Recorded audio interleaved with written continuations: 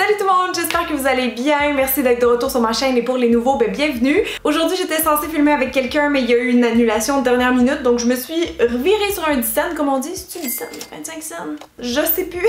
Donc bref, j'ai dû improviser rapidement avec la situation et je vous ai créé un top 25 des erreurs en beauté les plus communes à éviter. Évidemment, il y a très longtemps, je vous avais fait un top 12 des erreurs maquillage à éviter. Je pense que c'est à ce jour encore ma vidéo la plus vue sur ma chaîne. Mais là, on va se concentrer un peu plus sur tout ce qui est peau et cheveux, donc les soins en général. Donc si vous êtes curieuse de savoir quelle erreur beauté vous faites, restez là parce que c'est parti.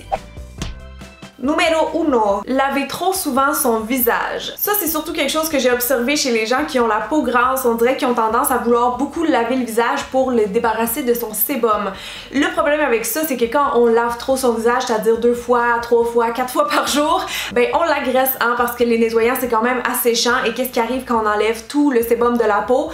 Ben la peau se venge en créant encore plus de sébum, donc ça va faire l'effet contraire de ce que vous voulez. Le sébum ou l'huile, c'est comme la protection naturelle de la peau, donc si vous l'enlevez au complet, la peau elle sera pas confortable puis elle va vouloir en reproduire toujours plus. Un petit conseil que je peux vous donner les peaux grasses, si jamais vous aimez ça, vous lavez le visage le soir, ben le matin évitez de vous relaver le visage, essayez de prendre juste comme un petit coton avec du tonique ou encore même une lotion astringente qui va être un peu plus asséchante, purifiante et tout ça, mais juste ça, ça va débarrasser la peau comme de l'excédent, mais ça va vous laisser un petit peu de sébum parce que c'est important.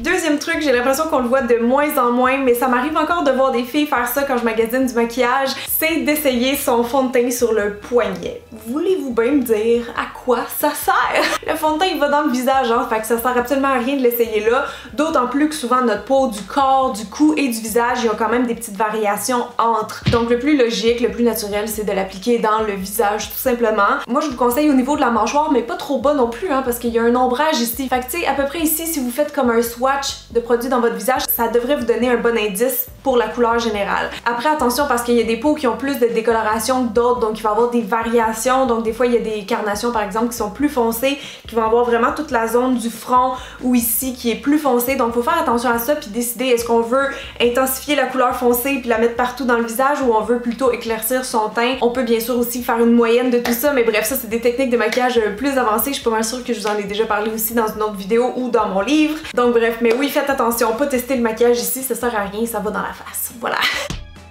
Utilisez des lingettes nettoyantes à tous les soirs. Personnellement, ça c'est quelque chose que j'ai jamais fait. J'ai toujours vu les lingettes nettoyantes comme un dépannage. Des fois j'en utilise en voyage et tout ça. Mais ça doit absolument pas être utilisé à tous les soirs. J'ai su il y a très longtemps que ça asséchait la peau. Ça a tendance vraiment à l'assécher puis à l'agresser un petit peu. Même si vous en avez des très douces, premièrement c'est pas écologique, c'est pas économique non plus. Mais c'est inutile vraiment de se démaquiller avec ça tous les soirs. Je sais que c'est le fun, le feeling d'enlever son maquillage avec ça. Mais c'est vraiment pas conseillé à long terme. Vous êtes mieux d'aller chercher un démaquillant approprié pour votre type de peau, des petits cotons réutilisables et merci bonsoir, c'est réglé. Une erreur classique en beauté, je vois tellement souvent des gens faire ça, se vaporiser du parfum sur les poignets et les frotter ensemble. Voulez-vous bien m'expliquer à quoi ça sert? Je sais pas d'où ça vient cette espèce de tic là que tout le monde s'est contaminé, donc c'est une joke, mais pour de vrai il y a aucun bénéfice à frotter ses poignets ensemble, ça va pas sentir mieux, ça va pas sentir plus fort. En fait ce que vous faites quand vous faites ça, c'est que vous détruisez les notes du parfum. Honnêtement c'est la pire façon de tester un parfum. Vous êtes mieux juste d'en vaporiser à une certaine distance, attendre un peu, le sentir, mais c'est comme ça qu'on va l'appliquer aussi quand on le porte après. Un parfum vous mettez toujours ça dans les points de pulsation, donc ça peut être dans le cou, les poignets, ça peut même être derrière les genoux quand vous allez danser, ça va dégager des bonnes odeurs. Mais sérieusement, n'importe quelle zone où c'est chaud un peu sur le corps, là, ça va avoir tendance à dégager ces bonnes effluves là. Sinon les cheveux, les vêtements, c'est d'autres zones qu'on pense pas nécessairement, mais ça retient mieux les odeurs que la peau, donc à bien y penser, mais faites jamais ça.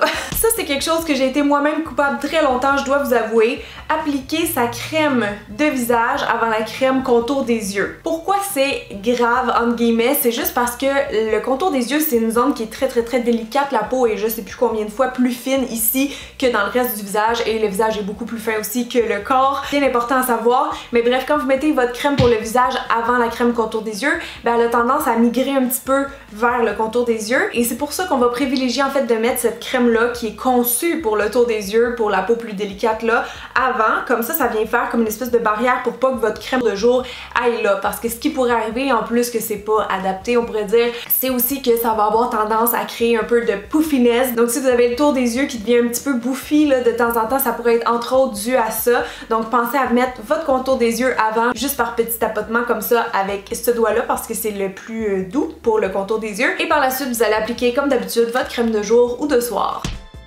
J'ai souvent entendu des gens dire qu'ils buvaient beaucoup d'eau pour hydrater leur peau. Et là, attention, c'est vrai que boire de l'eau et boire beaucoup d'eau, c'est bon pour tout, pour la santé, pour la beauté, c'est vrai, ok? Mais il faut pas penser qu'en buvant beaucoup d'eau, vous allez gagner en hydratation comme ça. Il y a des gens vraiment qui disent j'ai la peau sèche, je bois pas assez d'eau. Non, non, non. Mon sel est jamais fermé quand je filme. Comme je dis, c'est bien de boire de l'eau, mais il faut juste penser que la peau, c'est le dernier organe qui va bénéficier de votre verre d'eau, ok? Fait que c'est pas si vous vous mettez à boire plein d'eau puis que vous crémez pas le visage que ça va régler la situation. Ça prend un peu des deux, mais surtout de la crème. Tirez votre paupière quand vous essayez de faire votre petite virgule d'eyeliner. Ça, c'est une erreur ultra commune. Je vois tout le temps les gens faire ça dans mes cours de maquillage. Mais je le conseille pas personnellement parce que quand on s'en va faire une petite virgule qu'on veut très précise et qu'on tire la peau, ben en général, quand on lâche, le trait, il est comme ça. Hein? C'est très wavy, c'est pas ce qu'on veut. On veut des beaux traits droits, donc je conseille pas de tirer parce que ça va déformer le trait. À la place, surtout quand vous faites votre eyeliner ou votre crayon, peu importe, sur cette partie-là de l'œil, essayez plutôt de tirer votre paupière par en haut. Vous allez voir tout de suite, la peau va se retendre, elle va devenir toute lisse. Donc encore plus si vous avez une peau mature, que vous avez les paupières qui sont plus ridées, là, tirez par en haut, vous allez voir, vous accédez vraiment bien au bord des cils, puis en plus ça va glisser vraiment mieux. Moi des fois je prends appui quand je fais ma virgule juste pour m'aligner, pour être sûre que ma peau est comme pas molle, qu'elle va tenir en place pendant que je fais mon beau trait droit, tu sais, mais je tire pas dessus, là, je fais vraiment juste comme tenir avec l'autre main pour pas que mon œil shake, mais sinon je vous conseille pas de faire ça. Jamais laver ses pinceaux ou ses éponges à maquillage.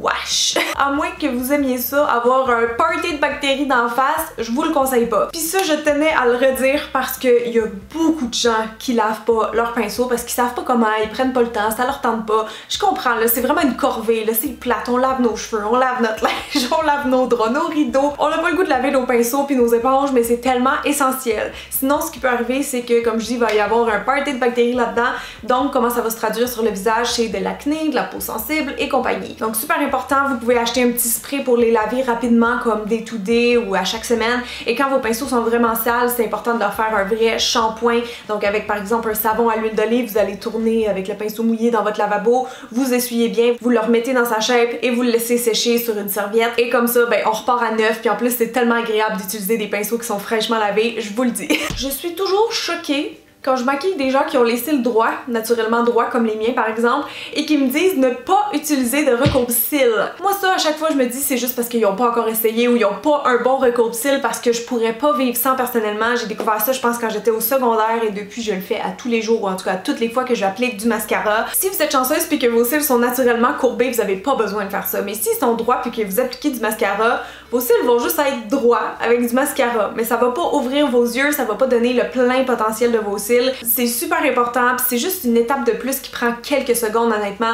Moi je le fais comme en 4 secondes gros max je pense sur chaque œil, mais ça marche super bien. Puis je reçois toujours des commentaires de gens qui me disent je comprends pas, moi ça marche pas, ça fait aucune différence. Il y a deux explications. Soit vous le faites pas comme il faut, soit votre recourbe-cils est pas bon. Parce que des fois ceux à 2-3 piastres, ils fonctionnent pas. Moi un de mes préférés là, c'est un Revlon, il est même pas cher, ok? Mais il fonctionne bien, tu sais, le mécanisme fonctionne bien. Vous pouvez en acheter un plus cher à 30-50 piastres, mais honnêtement celui-là il fait la job. C'est juste que quand on l'utilise, faut peser jusqu'au bout, donc peser assez fort et peser quelques secondes, pas juste genre cling c'est fini là, tu sais, ça va rien faire. Moi j'utilise ça comme je dis depuis toujours, puis non ça m'arrache pas les cils, non ça les casse pas, ça c'est des mythes, à moins que vous ayez pas la bonne technique, pas le bon outil, ça fait vraiment pas de mal aux cils, promis. Mais oui, ça franchement si vous avez les cils droits, pour moi c'est une erreur de pas utiliser ça avant le mascara parce que vous allez pas chercher le maximum de vos cils. Oubliez de se démaquiller avant d'aller se coucher. Bon, ok, on est toutes coupables de ça. Moi, je me permets à peu près une fois par année de le faire quand je suis vraiment trop KO, quand je rentre d'une sortie, peu importe. Mais sinon, les gens qui ont l'habitude de faire ça à chaque semaine, là, Sérieusement, attention. Au niveau des yeux, on peut avoir des infections, les cils vont être hyper secs parce qu'ils sont en train d'étouffer sous le mascara pendant des heures et des heures, c'est pas normal de porter ça en dormant. Les sourcils, si vous mettez du gel à sourcils, oubliez ça, vos sourcils vont se mettre à tomber, la peau va être ultra asséchée, elle va faire des boutons, surtout des points noirs. Bref, ça va être un beau cocktail de plein d'affaires qu'on n'aime pas, donc je vous conseille absolument pas de faire ça fréquemment, dormir maquillé, c'est vraiment à éviter si vous voulez avoir une belle peau en santé. Le prochain point, j'avoue, je suis coupable de le faire encore de temps en temps, c'est dormir les cheveux mouillés. Parce que à chaque fois je me dis ah ben je vais sauver du temps, ils vont sécher pendant que je dors. Mais en réalité quasiment à chaque fois que je fais ça, il faut que je repasse quand même avec le séchoir le matin parce que mes cheveux sont encore humides, ils sèchent jamais complètement. Et le danger de faire ça en fait, c'est que quand votre cheveu il est mouillé, il est comme 30% plus élastique et donc très sujet aux cassures. C'est pour ça qu'il faut faire même attention quand on se brosse les cheveux mouillés. Si on y va trop fort, c'est là que le cheveu il est comme élastique puis pow, il va casser. Donc non seulement on prend ce risque là en dormant les cheveux mouillés, mais en plus on se réveille la tête pleine de frisottis puis de cheveux un peu rêches. C'est très très beau. Non sans joke, c'est vraiment pas agréable puis ça demande encore plus de coiffage, j'ai l'impression. Donc c'est vraiment une petite erreur à éviter si possible. S'exfolier à tous les jours ou à tous les 2 jours, c'est trop. C'est trop. La peau va vous dire ça agresse inutilement la peau. Tu sais, je sais que c'est le fun de faire un petit exfoliant de temps en temps parce que ça illumine, ça enlève les peaux mortes, mais vos peaux mortes, ils reviennent pas en 2 jours. C'est pas nécessaire de faire ça si souvent que ça. Des fois, sur les produits, ça va être écrit 2-3 fois semaine, parce que c'est vrai que des fois, il y a certains types de peau qui peuvent se permettre de faire une exfoliation si fréquente, mais sinon, en général, moi, je conseille juste une fois par semaine. T'sais, mettons, tu fais ton exfoliation le dimanche, tu fais ton petit masque, merci, bonsoir, on n'en parle plus. Le danger de s'exfolier la peau trop souvent, surtout si c'est un gommage qui a des petits grains, là, c'est vraiment que vous allez abîmer votre épiderme. Votre peau va devenir plus sensible ou plus sèche. T'sais, à un moment donné, vous allez avoir enlevé comme toutes les huiles qu'il y a enlevées, là, c'est pas nécessaire de le faire si souvent. Fait que faites attention parce que je sais que des fois, il y a des petits nettoyants qui appellent nettoyants quotidiens, mais ils ont un petit agent exfoliant à l'intérieur, donc faut faire attention à ça, je pense. Prochaine erreur, ne pas utiliser de protecteur thermique dans ses cheveux, surtout si on utilise fréquemment de la chaleur. Ce que je veux dire par là, c'est que moi, par exemple, des fois, je laisse sécher mes cheveux à l'air, des fois, je les sèche au séchoir, mais je me lave pas les cheveux à tous les jours et j'utilise pas des fers à friser ou à lisser à tous les jours dans mes cheveux. Par contre, il y a des gens qui vont s'aplatir les cheveux à tous les jours, se friser les cheveux à tous les jours ou se sécher les cheveux au séchoir à tous les jours. Donc, surtout dans ces cas-là, si vous voulez éviter que vos cheveux aient l'air de la paille après moins d'1 mois, je vous conseille vraiment d'utiliser des produits qui sont des protecteurs thermiques en fait, qui vont protéger vos cheveux de la chaleur parce que c'est logique qu'on y pense. Quand on va s'exposer au soleil, on se met de la crème solaire sur le corps, mais les cheveux aussi ils ont besoin d'une protection, que ce soit au soleil d'ailleurs ou à la chaleur, des outils coiffants. Donc ça, je sais qu'il y a 2 écoles de pensée par rapport à ça, il y a des gens qui croient pas trop à ça, mais moi je l'ai vu, je sais que ça fait une grosse différence. Au secondaire, j'en utilisais pas là, puis mes cheveux ils étaient tout le temps avec des pointes cassées, une texture hyper rêche, sèche. Donc moi je vous le conseille vraiment de ma propre expérience. Puis aussi souvent c'est des produits qui sont coiffants, donc quand vous allez faire après votre mise en pli, ben ça va être encore plus beau comme résultat. Une autre erreur commune que j'ai déjà fait même dans le passé, en fait c'est vous qui m'avez appris ça, alors je vous redonne des infos aujourd'hui, c'est en fait de pas laisser sécher complètement un masque d'argile. Quand vous faites des petits masques maison là d'argile, que ce soit de la verte, de la rose, de la blanche, peu importe, c'est super bon hein, parce que ça vient comme chercher toutes les impuretés dans la peau. Par contre, une fois que le masque est tout sec et que votre face ressemble au désert, c'est pas l'effet désiré, parce que là ça veut dire que l'argile est en train d'aller chercher votre eau puis votre huile dans la peau, alors qu'on voulait juste enlever le pas bon. Donc si vous faites des masques d'argile, oubliez pas de vaporiser vers la fin du traitement avec genre une eau thermale ou quelque chose d'autre, juste pour garder le masque un petit peu humide parce que c'est ça qu'on veut. En plus, vous allez voir, ça s'enlève beaucoup mieux quand on vient le rincer que quand il est complètement sec et craqué. Ok, pause. J'en reviens pas. Checker mes rides de front. Oh my god! J'en ai genre 10 millions plus que d'habitude, juste à cause que j'ai laissé sécher mon masque d'argile trop longtemps, genre. Fait que faites attention, je me sacrifie aujourd'hui pour vous, je pense que ça fait genre 30 traitements que je fais depuis un matin. Ma peau est genre fuck you. Puis anyway, vous allez le sentir là, c'est comme tellement pas confortable quand ça devient une couche mince toute sèche là, ça vous tire comme si un détraqueur est en train de vous aspirer votre âme, tiens.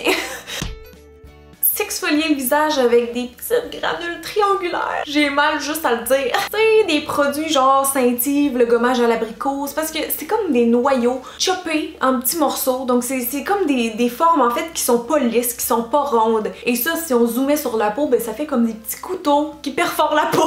Et c'est pas génial, à moins qu'à long terme vous souhaitiez avoir une peau plus sèche et plus sensible, surtout, je vous le conseille pas. Il existe sur le marché des exfoliants qui sont plus respectueux de l'épiderme, donc des petites granules qui sont rondes en en fait. Peu importe ce que c'est là, mais c'est sphérique, donc ça va moins graffiner la peau. Et vous avez aussi des exfoliants qui sont chimiques, non physiques, donc par exemple avec des acides de fruits, donc ça va raviver votre éclat, ça va vous enlever les peaux mortes, mais sans que vous ayez à faire d'action physique, mécanique qui va peut-être graffiner votre peau. Donc si vous avez la peau sensible, je vous conseille spécialement ce type d'exfoliant là.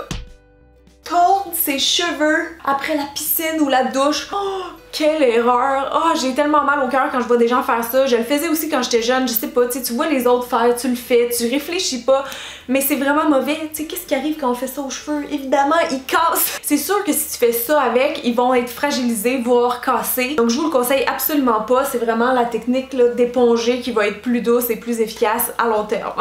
Appliquez ces soins seulement sur le visage, mais pas faire son cou ni ses mains. Que ce soit avec votre crème de jour ou de soir, votre FPS, c'est important de pas oublier ces zones-là. Moi-même, je le fais de temps en temps. Je dois vous avouer, des fois, je skip mon cou, sauf que le cou et les mains, là, c'est souvent ce qui trahit l'âge de quelqu'un. Donc, faut faire attention à ça si vous voulez préserver une belle peau plus longtemps. Et là, quand je parle des mains, je parle pas de prendre votre crème de jour sur vos mains, juste de les hydrater quotidiennement avec une bonne crème à main. Donc, je vous le conseille, mais si aussi vous portez une protection solaire dans le visage, mettez-en aussi sur vos mains parce que, éventuellement, avec l'âge, souvent, ce qui arrive ici, c'est des petites taches. Et le cou, ben, c'est sûr qu'il est moins exposé au soleil, là, donc ça serait plus le conseil, là, ici, de la crème hydratante, à l'étirer jusque dans le cou parce qu'en général, les gens y arrêtent vraiment leurs soins ici. Mais il faut faire attention avec ça parce que sinon, avec les années, on remarque qu'on a pris un petit peu de retard dans cette zone-là. Ne pas utiliser de crème hydratante quand on a la peau grasse. Voulez-vous bien me dire qui c'est qui a dit ça à un moment donné pour que tout le monde se passe le mot? Parce que c'est pas vrai! Il faut se crémer quand même quand on a la peau grasse. Oui, vous avez plus de sébum, c'est une petite couche protectrice de la peau, mais c'est pas suffisant. En fait, c'est pas parce que vous avez trop de sébum que vous avez nécessairement assez d'eau. Donc ça vous prend des crèmes adaptées, certes, mais ça vous en prend. Comme les peaux normales, comme les peaux sèches, comme tout le monde. Si vous avez peur d'avoir la peau grasse, il existe des fluides matifiants le matin, peu importe ce que vous allez utiliser, tant que ça redonne un petit peu d'eau à la peau et de tout ce qu'elle a besoin, moi je suis contente. Utilisez un exfoliant mécanique quand on a de l'acné. Il faut faire vraiment attention avec ça et là je sais que des fois c'est pas votre faute, ok? Les compagnies ils sortent des produits anti-acné qui ont des granules dedans, tu sais, des genres de désincrustants anti-acné. Je vois le concept, je comprends d'où ça sort. Il y a souvent des points noirs qui sont associés avec l'acné, la peau grasse et compagnie. Mais il faut faire attention parce que si vous avez une genre d'acné inflammatoire et que vous frottez des granules sur vos boutons, vous allez avoir une sensibilité, mais aussi ça va propager un peu la bactérie de l'acné dans votre visage. Donc il faut faire vraiment attention, même si vous n'avez pas d'acné, que vous avez un ou deux boutons, si vous les frottez avec des exfoliants, ça peut aggraver un petit peu la situation parce que ça va comme inflammer la peau, mais ça peut aussi répandre les boutons. Donc il faut faire super attention avec ce type d'exfoliant-là. Toujours attacher ses cheveux. Je vous avoue que moi-même en vieillissant, j'ai pris une habitude de toujours m'attacher les cheveux à la maison. Ça m'énerve d'avoir les cheveux dans le visage, mais j'essaye de faire très attention aux élastiques que j'utilise. Là, évidemment, je suis coiffée, donc j'ai un élastique régulier, mais en général, je vais plutôt utiliser des élastiques comme ça qui sont super mous et qui laissent comme pas de traces dans les cheveux, donc ils vont moins abîmer aussi les cheveux. Ça m'arrache jamais de cheveux. Donc vous pouvez prendre ça, des chouchous, mais tu sais, vous voyez, genre des élastiques qui sont pas trop serrés, pas trop dommageables, parce qu'à long terme, toujours se faire une couette ou une coiffure au même endroit, vous allez avoir vraiment des cassures à cet endroit-là, puis vos cheveux vont avoir une petite coupe longueuil. Fait que voilà.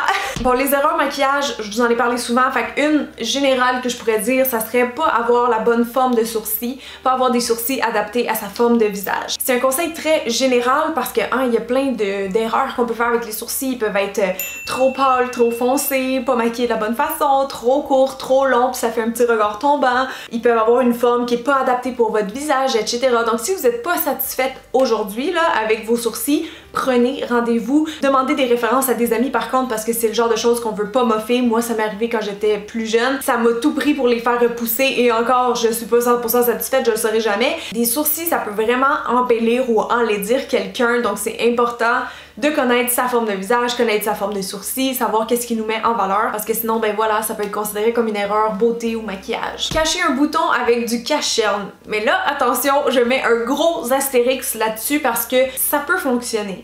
L'idée est pas folle parce qu'un cache-cerne, ça cache plus qu'un fond de teint en général, donc je comprends l'idée, tu sais, on fait ses cernes, on fait les petits boutons, sauf qu'il faut faire attention parce que des fois notre cache-cerne, il peut être un ton plus pâle que notre fond de teint. Par exemple, celui de L'Oréal que je porte aujourd'hui l'est, tu sais, donc c'est sûr que si je mets ça sur un bouton qui est déjà un volume, qui est déjà bombé, ben ça va juste accentuer ça parce qu'on est dans les couleurs plus pâles. Il y a aussi le fait que des fois les cache-cernes ont un petit effet éclaircissant, tu sais, tu penses qu'il est mat, mais de proche, il y a vraiment comme un petit effet réflecteur de lumière. Donc si vous mettez ça sur un volume, encore une fois, ça va pas aider à dissimuler. Ce que je vous conseillerais plutôt, c'est de passer par exemple avec votre pinceau ou votre éponge et votre fond de teint sur le bouton. Et là, s'il est pas caché, vous pouvez aller avec des correcteurs. Donc des correcteurs, en général, c'est encore plus couvrant que des cache-cernes. Ça se présente plus sous forme crémeuse, comme en stick par exemple. Vous pouvez en prendre un vert ou jaune. C'est des bonnes couleurs qui vont neutraliser la rougeur, donc tout dépendant de la couleur exacte de votre bouton. Mais vous en prenez un petit peu avec un pinceau synthétique rond parce qu'on veut venir couvrir le bouton sur chaque côté. Prenez pas des pinceaux comme ça, mettons, qui sont synthétiques mais plats, ça va pas marcher très bien. Vous appliquez ça partout autour, on estompe si on veut avec le doigt, une éponge, peu importe. Et après, au besoin, on repasse avec un petit peu de fond de teint. Et là, normalement, ça devrait plus se voir. Là, il faut juste ajouter un petit peu de poudre libre par-dessus tout ça pour fixer le travail. Mais c'est tout. Comme ça, vous allez plus voir votre bouton du tout. Il sera pas mis en valeur. Le prochain point, je pense qu'on est plusieurs coupables à le faire. Vous me direz dans les commentaires si vous faites ça. Utilisez une protection solaire seulement l'été. Je veux savoir dans les commentaires si vous le faites à l'année. Je suis certaine que ça doit être 20% et moins. Moi-même, je vous avoue que je suis pas fine, je le fais pas tous les jours, mais je devrais. Si vous parlez à n'importe quelle cosméticienne ou plutôt dermatologue, elles vont toutes vous dire la même chose. C'est tellement important de se protéger la peau du soleil parce qu'il est responsable quand même à 80%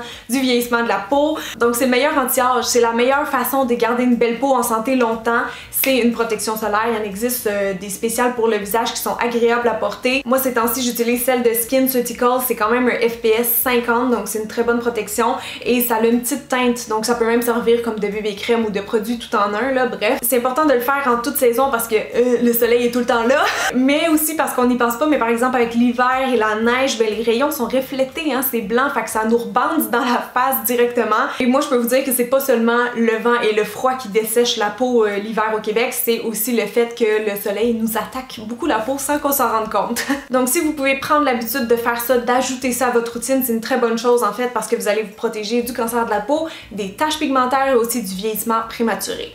Sécher ses cheveux avec la technique du froissage dans la serviette. Ça aussi c'est quelque chose que je faisais plus jeune, j'ai l'impression que je voyais plein de gens à la piscine faire ça, tu sais, tu frictionnes genre tes cheveux dans une serviette en espérant que ça va sécher tes cheveux plus vite ou je ne sais quoi. C'est à éviter, à moins que vous aimiez avoir des frisottis et des petites mèches qui cassent à tout bout de champ. Déjà frictionner c'est pas la bonne technique, on veut vraiment venir comme éponger. Faudrait enlever comme le plus gros de l'eau en fait dans la douche ou après la piscine, tu sais, en pressant comme ça avec nos mains. Et après ce qui reste, moi ce que je vous conseille c'est d'utiliser un vieux t-shirt. Si vous avez genre un vieux t-shirt en coton par exemple, c'est super doux pour les cheveux contrairement à une serviette qui est comme plus texturée, tu sais, donc quand on vient frictionner surtout là ça crée comme plein de petits cheveux fous. Mais si vous épongez vos cheveux juste comme dans un vieux t-shirt, vous allez voir que ça absorbe très bien l'eau et que ça va pas vous rendre les cheveux tout rêches, ils vont être juste beaux et brillants, donc ça c'est un petit truc au passage. Percer ses boutons, jouer avec ses points noirs sur une peau sèche. On a toutes déjà fait ça, c'est correct, pas besoin de s'excuser, pas besoin de se justifier, je le fais aussi de temps en temps, je dois avouer. Mais si vous êtes pour jouer après vos boutons ou vos points noirs, s'il vous plaît, faites-le au moins sur une peau mouillée ou humide, tu sais, faire un bain de vapeur, ça va vraiment ouvrir les pores, puis là vous allez pouvoir mieux extraire ce qu'il y a à extraire. Mais le mieux c'est quand même toujours de laisser ça à une esthéticienne ou à quelqu'un de qualifié, de professionnel. L'erreur à pas faire aussi surtout c'est d'y aller avec les ongles. Si vous avez des ongles longs comme moi en ce moment là, ça fait vraiment une marque, surtout si vous le faites sur une peau sèche, oh my god, ça pardonne pas. Pendant 1 heure à peu près vous allez avoir comme la trace de vos ongles. Vous pouvez utiliser aussi un tire comme aidant, tu sais, il y a des instruments qui sont faits vraiment pour ça. Les ongles c'est vraiment pas une bonne idée sur la peau. Et pour les boutons, évidemment on dit toujours de pas jouer avec parce qu'en général on fait juste empirer la situation. Je sais personne n'a la patience d'attendre quelques jours qu'ils partent, mais c'est toujours ça qui finit par arriver. Dès qu'on se met à y toucher, ça empire, c'est sûr. Donc si vous êtes vraiment pas capable de vous retenir de percer un point blanc, un bouton et tout ça, ce que je vous conseille de faire c'est de le faire peut-être avec un Q-tips parce que c'est déjà beaucoup plus doux, tu sais, c'est rond, c'est mou, c'est moins agressif que les ongles. Un petit point blanc, il va sortir tout seul là avec un Q-tips. Ce que vous pouvez faire aussi, c'est d'utiliser une serviette d'eau chaude. Ça va aider encore là à release qu'est-ce qu'il y a à sortir parce que le chaud dilate un peu, hein, ça va ouvrir les pores, donc c'est pas une mauvaise idée. Et à la fin, si vous voulez mettre un petit peu comme d'alcool sur un coton ou sur un Q-tips puis juste passer ça sur votre bouton, ça va comme assurer peut-être une meilleure cicatrisation, ou en tout cas ça va aider que les bactéries se répandent pas, parce que ça, by the way, c'est une des pires affaires. Si vous commencez à jouer avec un bouton puis que vous allez là dans votre visage, vous répandez tout ça. Donc faites attention. Travaillez aussi toujours les mains propres quand vous jouez dans votre visage, quand vous vous maquillez, c'est super important. Bref tout le monde, j'espère que vous avez aimé ma petite vidéo improvisée. Vous me laisserez un thumbs up si c'est le cas, et je vais vous laisser moi sur d'autres vidéos du même genre. Donc si vous n'avez pas vu ma fameuse vidéo des 12 erreurs maquillage, vous pouvez cliquer ici ou ici, je sais jamais quel côté. Et si vous avez manqué ma vidéo de la semaine dernière, c'était un tutoriel avec la palette de James Charles qui est juste ici en fait. C'est sa collaboration avec Morphe, je vous la montre si vous la connaissez pas. Il y a plein de couleurs, ok? C'est un arc-en-ciel à se mettre dans la face. Non mais sérieusement, très belle palette. Si vous voulez voir les 3 looks que j'ai créés avec ça, je vous laisse le lien encore une fois juste ici. Et moi, ben je vous revois soit sur ma chaîne de vlog, soit ici la semaine prochaine. Bye!